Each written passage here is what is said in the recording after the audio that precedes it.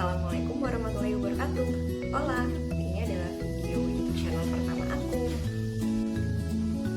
Nah, sebenarnya aku itu juga bukan orang yang gampang untuk memulai suatu percakapan gitu. Jadi, aku pernah juga ada di posisi seperti itu gitu. Jadi, kayak nggak ngerti gimana harus mulai.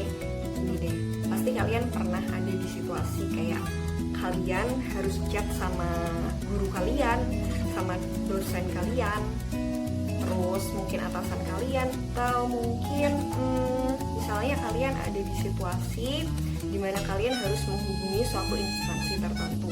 Misalnya kalian mau daftar ke sekolah atau kuliah, terus ada persyaratan yang kalian nggak tahu, terus kalian pengen nanya ini sama mereka, maksud dari persyaratan ini tuh seperti apa sih detailnya. Nah, jadi untuk yang berminat untuk nonton videonya, silakan terus dilanjutin untuk keep watching this video. Thank you. Oke, jadi untuk lebih mempermudahnya, nanti kita akan sama-sama buat suatu jembatan keledai untuk mengingat kira-kira apa saja aspek yang harus disampaikan ketika kita memulai suatu obrolan atau menyampaikan suatu informasi ke orang lain. Oke, jadi jembatan keledainya adalah salam kenal, maksud dan tujuan ingin tutup. Jadi ada 5. Salam kenal, maksud dan tujuan ingin tutup. Nanti kita menyampaikan salam kepada si penerima pesan di awal dari pembukaannya. Nah, contohnya adalah yang pertama itu salam assalamualaikum, muslim. Yang kedua adalah salam secara umum, yaitu selamat pagi, siang, sore, atau malam. Kedua salam ini biasanya digunakan untuk pesan yang non formal atau semi formal. Setelah memberi salam, itu sebaiknya juga diikuti oleh sapaan. Nah, yang pertama, misalnya kita nih kenal sama mereka, kita bisa langsung menyebutkan nama mereka setelah mengucapkan salam. Yang kedua, misalnya kita tuh tahu nama mereka siapa, tapi kita kenalnya dari orang lain gitu, dari pihak ketiga. Jadi kita bisa menggunakan kata maaf terlebih dahulu sebelum menyapa nama mereka. Yang ketiga, kita itu bisa menyebut dengan sapaan yang umum. Kalau misalnya kita tidak tahu identitas dari si penerima pesannya, bisa Pak atau Ibu, bisa Mas atau Mbak. Ini tergantung sih dari kita menaksir kira-kira usia mereka itu tuh seberapa sih. Nah, ini adalah contoh dari penggunaan salam. Jadi kalau misalnya seperti yang tadi dibilang, kalau misalnya kita tahu mereka adalah muslim, bisa langsung menggunakan assalamualaikum. Kemudian yang kedua, kita bisa menggunakan salam secara umum berupa selamat pagi, siang, sore, atau malam. Nah, kalau misalnya kita pengen menggabungkan keduanya gimana? Mau pakai assalamualaikum juga, mau menggunakan salam secara umum juga, mana yang harus lebih dulu kita cantumkan? Nih, kalau misalnya kita mau menulis pesan tersebut dalam media email, kita bisa menggunakan tanda enter untuk memisahkan keduanya. Jadi seperti yang ada di kiri bawah nih. Pertama kita sebut dulu assalamualaikum, kemudian di enter dan lanjut dengan selamat siang. Atau kalau misalnya kita mau menggunakan pesan singkat atau chat, kita bisa menggunakan tanda koma sebagai pemisah antar dua salam tersebut. Nah, yang pertama yaitu kita bisa langsung menyebutkan nama mereka. Jadi assalamualaikum Bu Irma. Nah, yang kedua ini kalau misalnya kita belum pernah berkenalan dengan mereka, tapi udah tahu namanya dari orang lain, bisa bilang seperti ini. Assalamualaikum, maaf dengan Ibu Irma.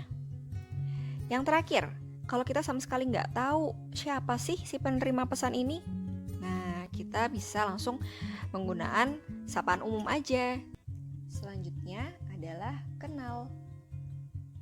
Nah, dikenal ini itu ya tujuannya untuk mendapatkan perhatian dari mereka sebagai penerima pesan. Jadi mereka ini kan butuh tahu dong informasi tentang kita. Siapa sih yang ngirim pesan ke aku ini? Yang pertama, wajib kita menyebutkan nama. Siapa sih nama kita, kayak gitu. Kemudian asal kita. Nah, asal di sini bisa berupa selanjutnya kita masuk untuk contoh yang kedua, yaitu poin perkenalan.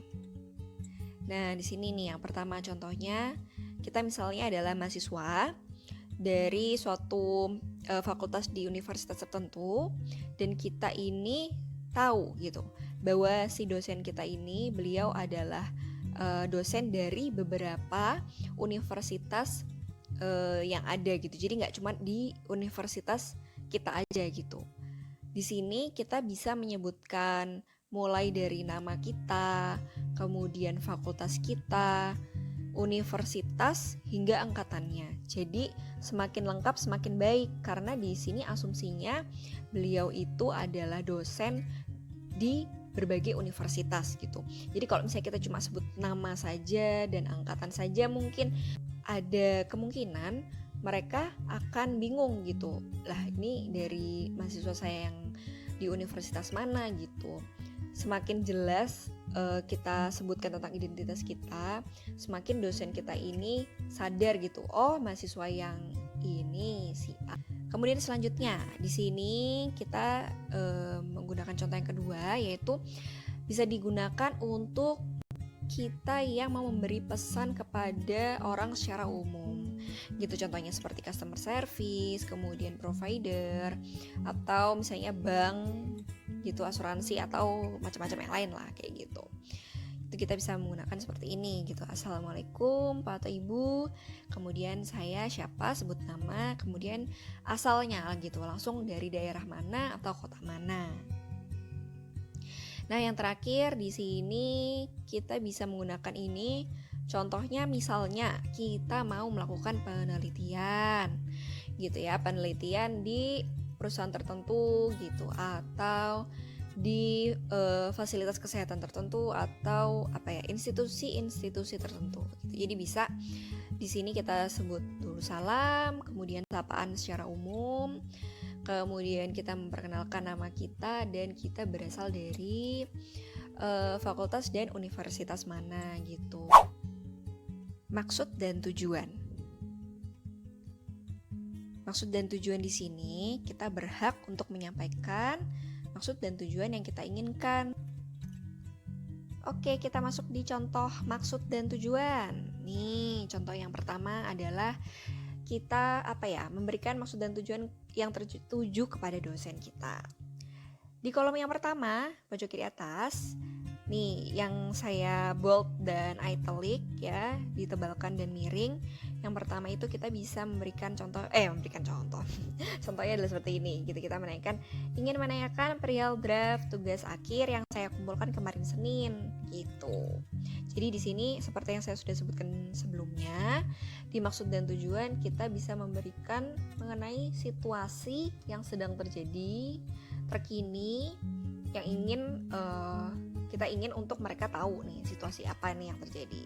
Kemudian case lain untuk dosen juga, yaitu dimana kita ingin mengonfirmasi jadwal temu dengan beliau. Jadi di sini bisa menuliskan, saya ingin mengonfirmasi jadwal pertemuan saya dengan Ibu untuk hari Kamis besok pukul berapa dan membahas soal apa. Nah, selanjutnya ini untuk tertuju pada customer service.